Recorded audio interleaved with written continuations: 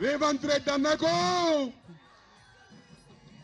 అదే విధంగా మన పార్లమెంట్ అభ్యర్థి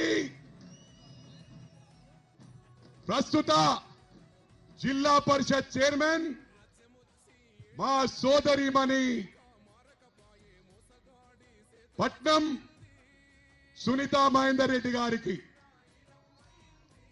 అదేవిధంగా ఎమ్మెల్సీ చీఫ్ విప్ పెద్దలు గౌరవనీయులు పట్నం మహేందర్ రెడ్డి అన్న గారికి, అదేవిధంగా మేడ్చల్ నియోజకవర్గ ఇన్ఛార్జ్ మా అన్న వజ్రేష్ యాదవ్ అన్న గారికి, అదేవిధంగా పెద్దలు గౌరవనీయులు మా పెద్ద అన్న మాజీ శాసనసభ్యులు మా సుధీర్ రెడ్డి అన్న, అదేవిధంగా సీనియర్ నాయకులు రాష్ట్ర నాయకులు మా అన్న నక్క ప్రభాకర్ గౌడ్ అన్నకి, స్థానిక కార్పొరేటర్ సోదరులు జితేందర్ నాథ్ గారికి, వేదికను అలంకరించిన పెద్దలకు, మల్కాజ్గిరి నియోజకవర్గ కుటుంబ సభ్యులకు ఘన స్వాగతం పలికిన నా అన్న తమ్ముళ్లకు, చెల్లెలకు, అక్కలకు,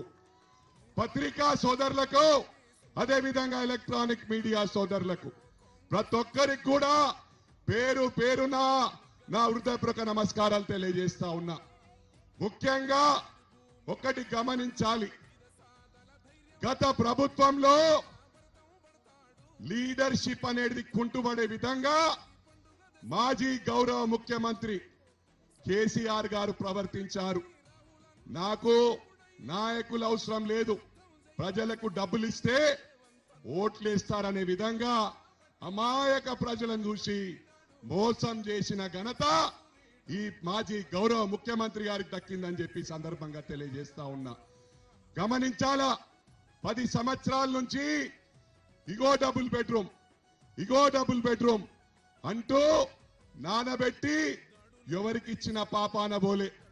లక్షల మందికి డబుల్ బెడ్రూమ్ అవసరం ఉంటే అది కూడా డబ్బులు ఇచ్చిన వారికి కొందరికి, ఏ విధంగానైతే నియోజకవర్గానికి 100 దళిత బంధువులు ఇచ్చిండు. ఒక్క నియోజకవర్గంలో గ్రామాలు 200 గ్రామాలు ఉంటాయి. మరి మన దగ్గర చూస్తే నా నియోజకవర్గంలో 5,12,000 మంది ఉన్నారు. 100 దళిత బంధువులు సరిపోతాయా? 100 దళిత బంధువులు సరిపోతాయా? ఒక్క డివిజన్ కు వందలాది కడపలున్నాయి. 200, 300 కడప ఉంటే ఇద్దరికి ఊడి చెప్పాయి ఒక డివిజన్ కు. ఈ విధంగా అయితే మీరందరూ కూడా ఆలోచించాలా. దళిత బంధు ఇచ్చినాము, ఈ బంధు ఇచ్చినాము, మైనారిటీ బంధు ఇచ్చినాము, బీసీ బంధు ఇచ్చినాము చెప్పుకోవటానికి తప్ప ఇంకొకటి కాదు. ఇలా లక్షల కోట్లు అప్పు చేసిన ఘనత కూడా ఈ గౌరవ మాజీ ముఖ్యమంత్రికి దక్కింది. మరి అదే కాకుండా వక్ఫ్ బోర్డు భూములు స్వాహా చేసిన ఘనత కూడా వారికే దక్కింది. అసైన్మెంట్ భూములు బెనామీ పేర్ల మీద పాస్బుక్లు ఇప్పించిండ్రు. ఇవన్నీ ఎన్నికల ముందు నేను ఎన్నో సార్లు ప్రస్తావించిన, ఒక్కసారి కూడా జవాబిచ్చిన పాపాన బోలే. మా అన్న రేవంత్ అన్న ఈ 10 సంవత్సరాల్లో ఎన్ని ఇబ్బందులు పాలైందో మనం అందరం గమనించినాం. ఈ వాస్తవమా కాదా? జైలుకు పంపించిండ్రు. కూతురు పెళ్లి కూడా ప్రశాంతంగా చేసుకోకుండా చేసిన ఘనత కూడా మాజీ ముఖ్యమంత్రికి కేసీఆర్ గారికి దక్కిందని చెప్పి సందర్భంగా తెలియజేస్తా ఉన్నా. ఎన్నో ఇబ్బందులు పడి ఈ రాష్ట్రాన్ని తెచ్చిన ఘనత కూడా మా రేవంత్ అన్నకు దక్కింది. ఒకటి గమనించాల, మనం ఎన్ని రోజులైంది వచ్చి 4 నెలలు అయితలే. 6 పథకాలల్లా 5 పథకాలు ఇచ్చేసినాం. ఒకటే పథకం ఇలా వాళ్ళకి మాట్లాడే అధికారం ఉందా? మాకు మ్యాండేట్ ఇచ్చింది ఎవరు? తెలంగాణ ప్రజలు మమ్మల్ని గెలిపించుండ్రు. వీళ్లకు జవాబు చెప్పడం అవసరమా అని అడుగుతా ఉన్నా. జవాబు చెప్పడం అవసరమా? అదే చెప్తా ఉన్నా. ఇక్కడి నుంచి హరీష్ రావును హెచ్చరిస్తా ఉన్నా, మరి ఇంకోసారి రేవంత్ రెడ్డి గారి గురించి మాట్లాడితే ఖబర్దార్ బిడ్డ, నీ రాజకీయం బొందబెట్టే ఖాయం.